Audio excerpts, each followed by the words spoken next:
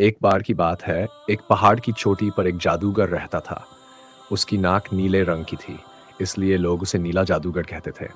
उसी पहाड़ की दूसरी चोटी पर एक और जादूगर रहता था, जिसकी नाक लाल रंग की थी। लोग उसे लाल जादूगर कहते थे। दोनों जादूगरों के बीच हमेशा बहस होती रहती थी।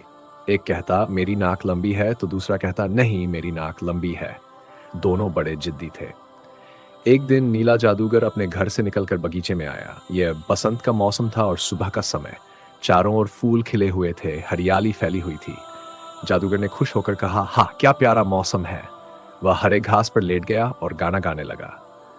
अचानक उसने चौंक कर कहा, मेरी नाक में अच्छे अच्छे खाने की खुशबू आ रही है। उसने अपनी नीली नाक से कहा, चल मेरी नाक छूमंतर के जोर से लंबी होती जा। नीले जादूगर की नाक लंबी और लंबी होती गई, यहाँ तक कि वह पहाड़ की 7 चोटियों को पार करके 1000 मील दूर एक गांव में एक पक्के मकान तक पहुंच गई। वह मकान एक जमींदार का था। उसकी एक बेटी थी जिसका नाम शादान था। उस दिन शादा ने अपनी सालगिरह मनाई थी और अपनी छोटी छोटी सहेलियों को खाने की दावत दी थी। मेज पर पुलाव, जर्दा, बिरयानी और बहुत सारे स्वादिष्ट खाने रखे थे। खाने की मेज पर बैठने से पहले शादा ने अपनी सहेलियों से कहा, चलो अपने दुपट्टे, चादरें और शाल अलगनी पर टांग दें। लेकिन वहां अलगनी नहीं थी। तभी उन्होंने नीले रंग की एक लंबी छड़ी देखी, जो आंगन में फैली हुई थी। सभी लड़कियों ने अपने रंग बिरंगे दुट्टे, चादरें और शाल उस छड़ी पर टांग दिए, लेकिन वह छड़ी नहीं थी, बल्कि नीले जादूगर की नाक थी। 1000 मील दूर पहाड़ की चोटी पर बैठे नीले जादूगर ने सोचा, ये मेरी नाक में खुजली क्यों हो रही है। उसने अपनी नाक से कहा, ऐ मेरी नाक छूमंतर के जोर से छोटी होती जा। फिर नीले जादूगर की नाक छोटी और छोटी होती गई। जब नाक करीब आई तो नीला जादूगर खुश होकर उछल पड़ा। कैसे रंग बिरंगे और कीमती कपड़े हैं, ये कपड़े मैं अपनी बेटी के दहेज में दूंगा। इधर शादा और उसकी सहेलियों ने देखा कि नीली छड़ी उनके कीमती कपड़ों को समेटकर उड़ रही है, तो वे प्लेटें छोड़कर दौड़ी और खूब शोर मचाया। लेकिन अब क्या हो सकता था। नीले जादूगर ने वे सारे कीमती कपड़े लाल जादूगर को दिखाए और कहा, अब बताओ भला, तुम्हारी नाक लंबी है या मेरी। लाल जादूगर बहुत शर्मिंदा हुआ। उसका चेहरा गुस्से से लाल हो गया। उसने जोर जोर से पांव पटके और घर से बाहर निकलते हुए कहा, अब मैं अपना जादू दिखाऊंगा। लाल जादूगर पहाड़ की ऊंची चोटी पर चढ़ गया। उसने अपनी नाक खुजाई और उसे दूर तक फैलाया, लेकिन कोई स्वादिष्ट खुशबू नहीं मिली।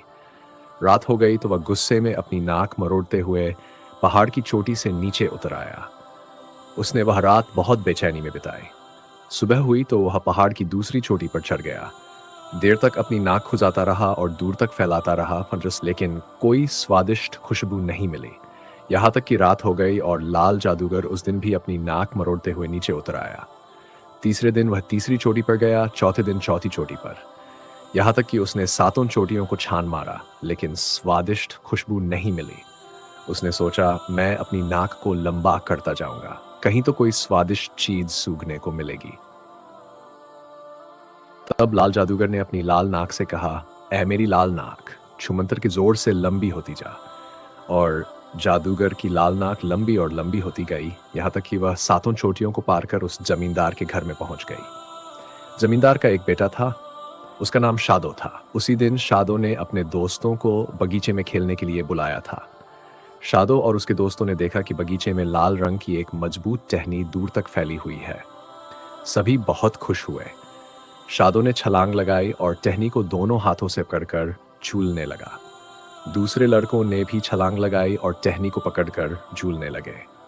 जमींदार के नौकर ने जब यह खेल देखा तो कहा, ठहरो, मैं रस्सी लाता हूं। टहनी पर रस्सी डालकर मजे से झूलेंगे। फिर क्या था, सभी लड़कों ने लाल जादूगर की लाल नाक पर रस्सी का झूला डालकर पेंगे मारनी शुरू कर दी। एक लड़के को शरारत सूझी। उसने लाल जादूगर की नाक पर चाकू की नोक से कुरेदना शुरू कर दिया।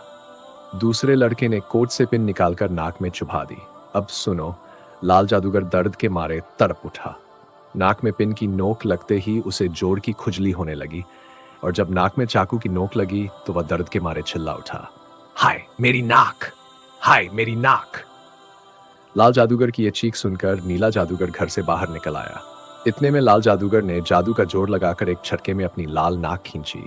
जमींदार का लड़का और दूसरे लड़के झूले से कूद पड़े। जब लाल जादूगर की नाक सिकुड़ कर वापस आई तो उसने देखा कि वह बुरी तरह सूज गई थी और खून से लथपथ थी। नीला जादूगर ये सब देखकर जोर जोर से हंसने लगा। बेचारा लाल जादूगर बहुत शर्मिंदा हुआ।